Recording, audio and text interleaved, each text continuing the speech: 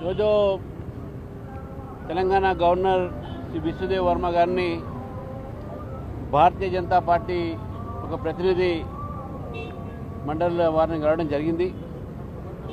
శ్రీ మహేశ్వర్ రెడ్డి గారు మా floor leader, అదేవిధంగా అంజిరెడ్డి గారు, కొమరయ్య గారు, అదేవిధంగా మా జనరల్ సెక్రటరీస్ అనేటువంటి ఒక గౌతమ్ రావు గారు, వీరేందర్ గౌడ్ గారు, వేముల అశోక్ గారు, మా ఒక పార్టీ జిహెచ్ఎంసీలో floor leader Shankar Yadav garu, deputy floor leader Radha Dheeraj Reddy garu, మేమంతా కూడా గవర్నర్ గారిని కలిసి ఏదైతే రాష్ట్ర ప్రభుత్వం HILT Hyderabad industrial land transformation ఏదైతే తీసుకొచ్చారో ఈ యొక్క జియోని భారతీయ జనతా పార్టీ వ్యతిరేకిస్తూ దీనివల్ల అనేక మందికి ఈరోజు నష్టం జరిగేటటువంటి అవకాశాలు ఉన్నాయి.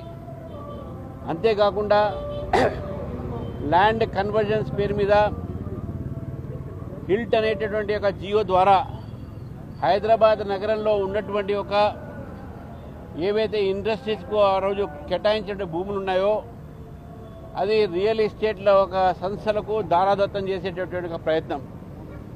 దాదాపు 9,000 ఎకరాల పైగా ఈరోజు ఒక రియల్ ఎస్టేట్ కింద మార్చి లక్షలాది కోట్లాది రూపాయలు ఈరోజు ప్రభుత్వము అందులో కుంభకోణం జరిగేటటువంటి ఒక అవకాశాన్ని ఇవ్వడం జరుగుతూ ఉంది.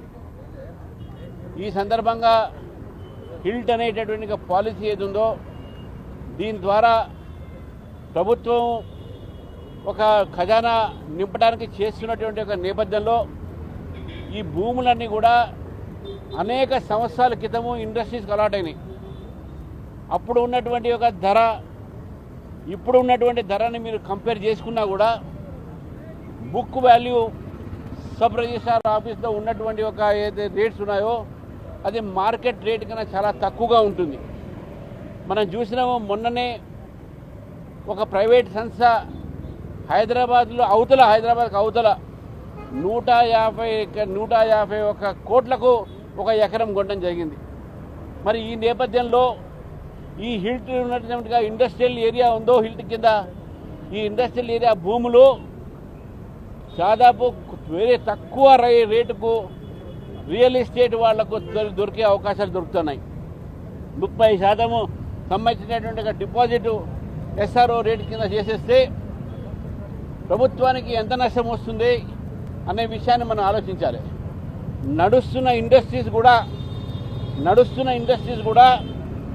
ఈ యొక్క స్కీమ్లో చేరి అక్కడ పనిచేస్తున్నటువంటి ఒక సిబ్బంది కానీ అక్కడ పనిచేస్తున్నటువంటి ఒక కార్మికులు కానీ నష్టం జరిగేటువంటి అవకాశాలు, వారు జాబులు కోల్పోయే అవకాశాలు ఉంటాయి.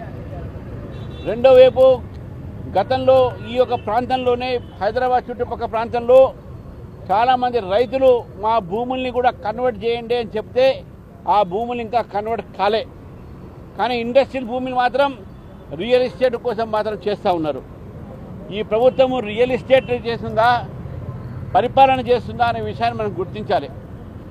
ఏదైనప్పటికీ కూడా ఈ ప్రభుత్వం వ్యతిరేకంగా ఈ యొక్క పాలసీస్ వ్యతిరేకంగా ప్రజా వ్యతిరేక ఏవైతే విధానాలు అవుతున్నాయో ఈ ప్రభుత్వాన్ని, దీంతో పాటు 6 గ్యారంటీలు 421 వాగ్దానాలు చేసినటువంటి ప్రభుత్వం ఏదైతే ఒక పరిపాలనలో వీళ్ళు విఫలం చెందారు, ఏ గ్యారంటీ కూడా ఈరోజు ప్రజలకు అందట్లేదు.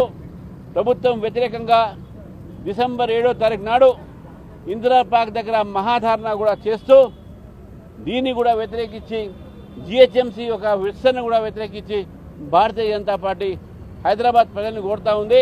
మీరు తప్పకుండా ఈ ధారణలో రావాలి. ఈ యొక్క ధారణలో సంబంధించినటువంటి ఒక హిల్ట్ కానీ జిహెచ్ఎంసీ విస్తరణ కానీ మీ యొక్క వైఫల్యం కానీ కాంగ్రెస్ పార్టీ వైఫల్యం కానీ ఇవన్నీ కూడా మేము అక్కడ లేవదీస్తాం. ఇవాళ ఇచ్చినటువంటి ఒక మెమోరాండంలో గవర్నర్ గారు స్పష్టంగా మీకు చెప్పడం జరిగింది. వారు తప్పకుండా దీనిపైన చర్చిస్తాము, నేను మాట్లాడతాను ప్రభుత్వంతో అనే విషయాన్ని కూడా వారు చెప్పడం జరిగింది.